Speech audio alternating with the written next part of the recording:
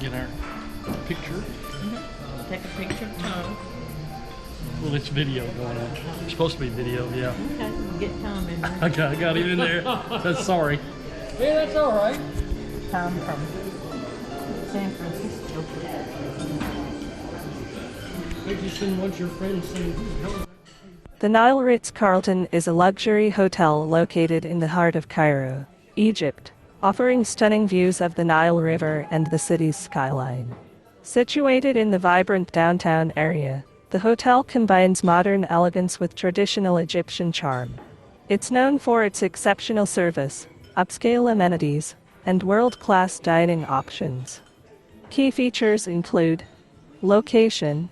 It's located along the Nile Corniche, offering panoramic views of the river and easy access to key landmarks like the Egyptian Museum and Tahrir Square. Accommodations.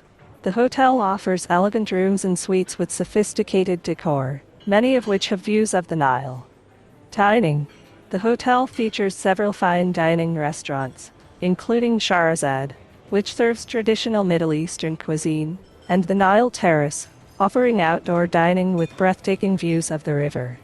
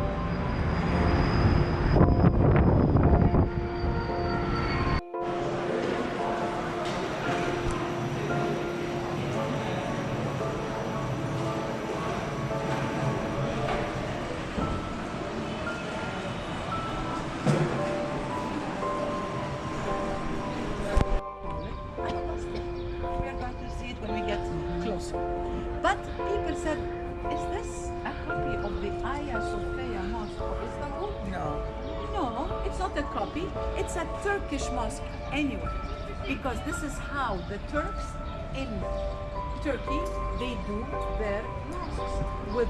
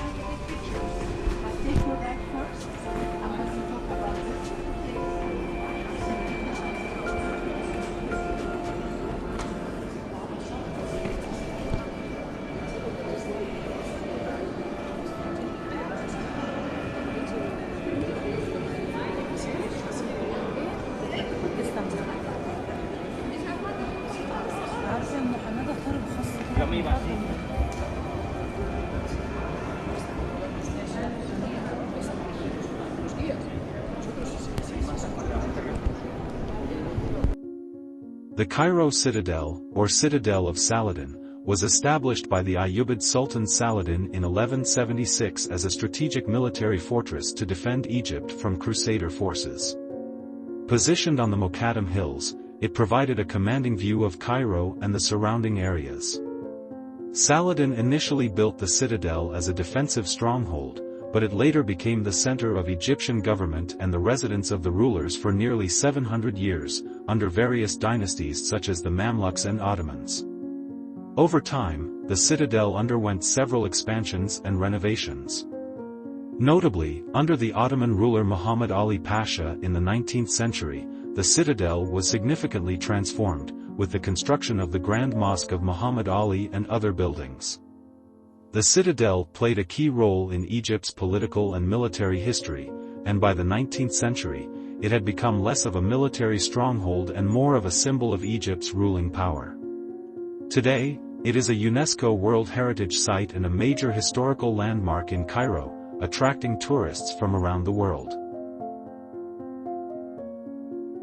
The Mosque of Muhammad Ali, also known as the Alabaster Mosque due to its extensive use of alabaster in its interior, is one of the most iconic landmarks in Cairo. It was commissioned by Muhammad Ali Pasha, the Ottoman ruler of Egypt, and completed in 1848. Located within the Cairo citadel, the mosque was built to assert the power and prestige of Muhammad Ali's dynasty and to serve as a symbol of his rule. The mosque's architecture blends Ottoman, Persian, and Turkish styles, featuring a large central dome, 2 towering minarets, and a courtyard surrounded by a colonnade. Its interior is equally grand, with intricate decorations, large chandeliers, and the use of alabaster for much of the walls. The mosque is also the final resting place of Muhammad Ali himself. As one of Cairo's most prominent landmarks, it remains a significant religious and historical site, reflecting Egypt's transition from the Mamluk to the Ottoman period. The capital of Egypt spans an area of about 606 square kilometers, 234 square miles. The metropolitan area, including Greater Cairo, extends over approximately 3,085 square kilometers, 1,191 square miles. \n Cairo is one of the largest cities in Africa and the Middle East. The population of Cairo itself is estimated to be around 20 million people, with the broader metropolitan area housing approximately 22 to 23 million people. This makes it one of the most populous urban areas in the world.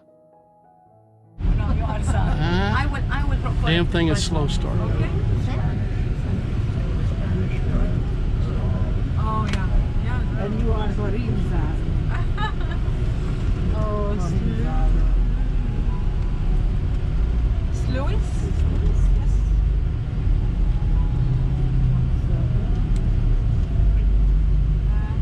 Sorry, but I'm still trying to. No, you. No, I'm not. Doesn't Yes.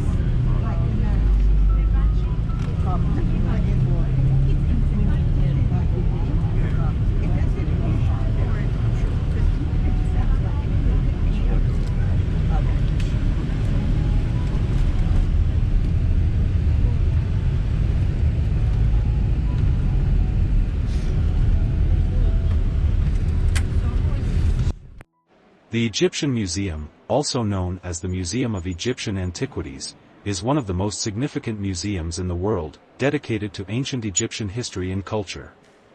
Located in Tahrir Square, Cairo, it was established in 1902 and houses a vast collection of over 120,000 artifacts spanning thousands of years of Egyptian history, from the pre-dynastic period through to the Greco-Roman era.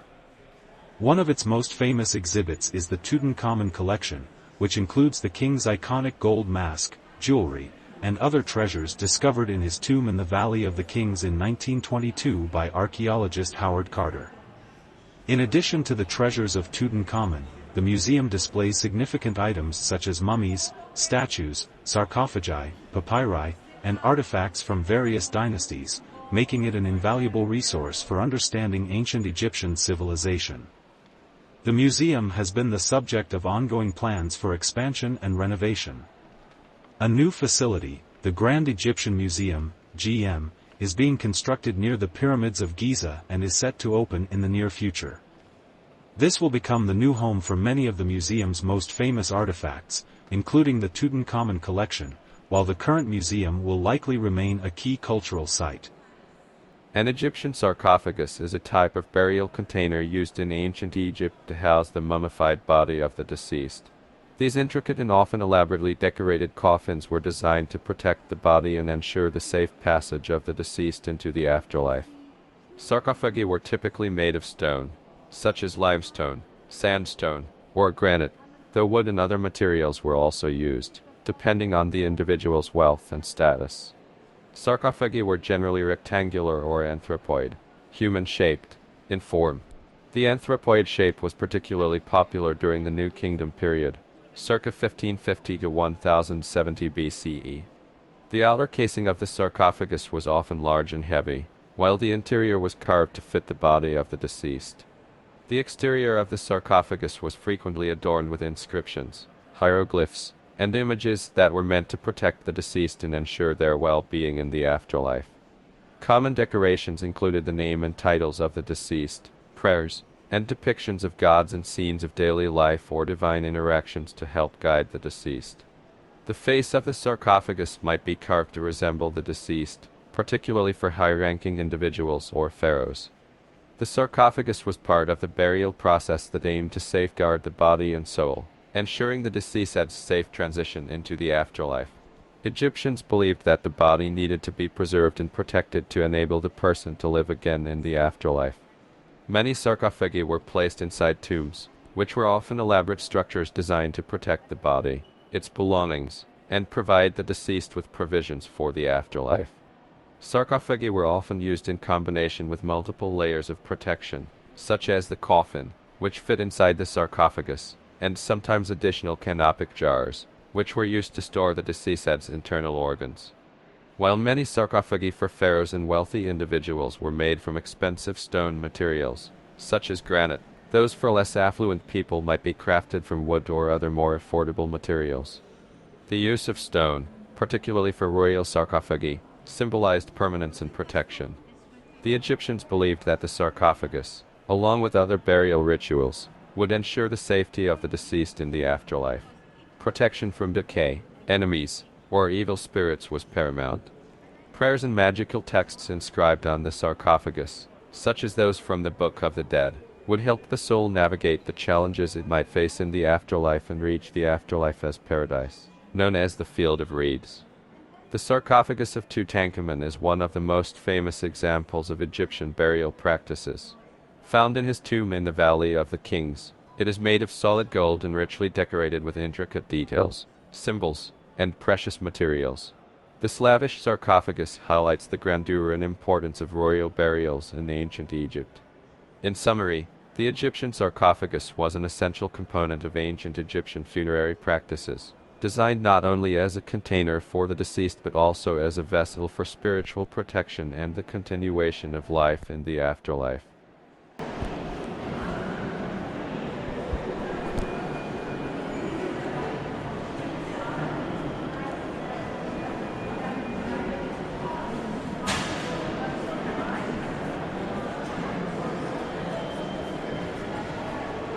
The stone that helped decipher Egyptian hieroglyphics is the Rosetta Stone.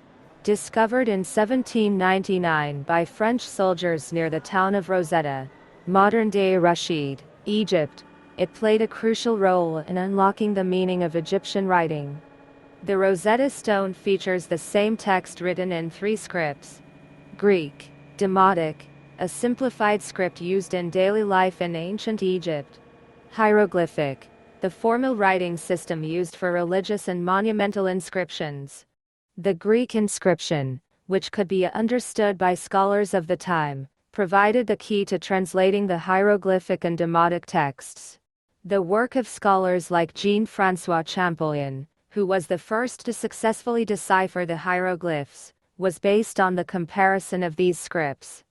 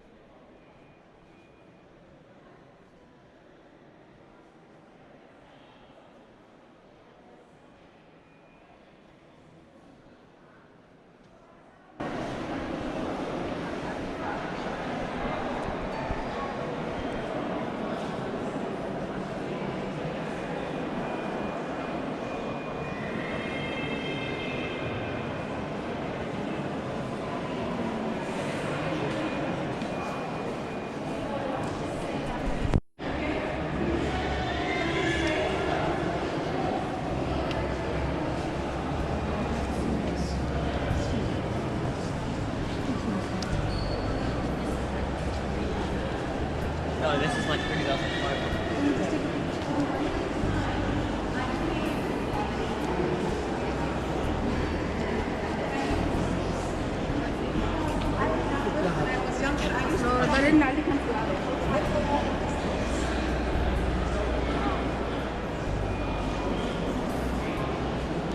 Most of us know what you're talking about.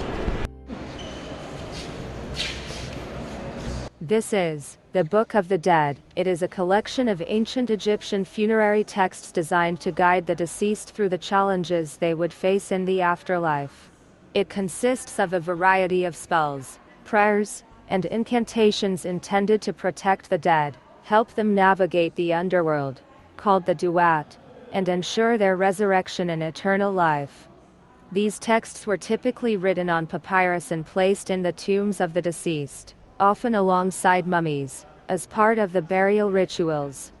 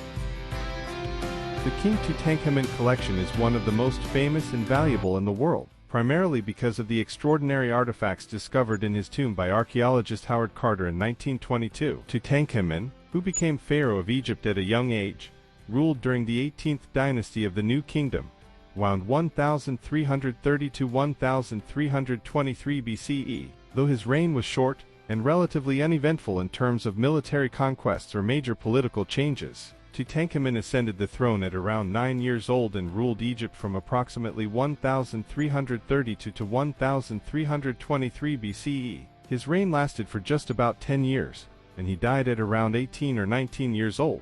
Political context: Tutankhamun was the son of the heretic pharaoh Akhenaten, who had attempted to replace Egypt's traditional polytheistic religion with the worship of a single god, Aten. Following Akhenaten's death, there was a brief period of instability. Tutankhamun's advisors, including the high priest and general Horemheb, helped to restore the traditional polytheistic beliefs and re-establish the priesthood of Amun, reversing the religious reforms of Akhenaten.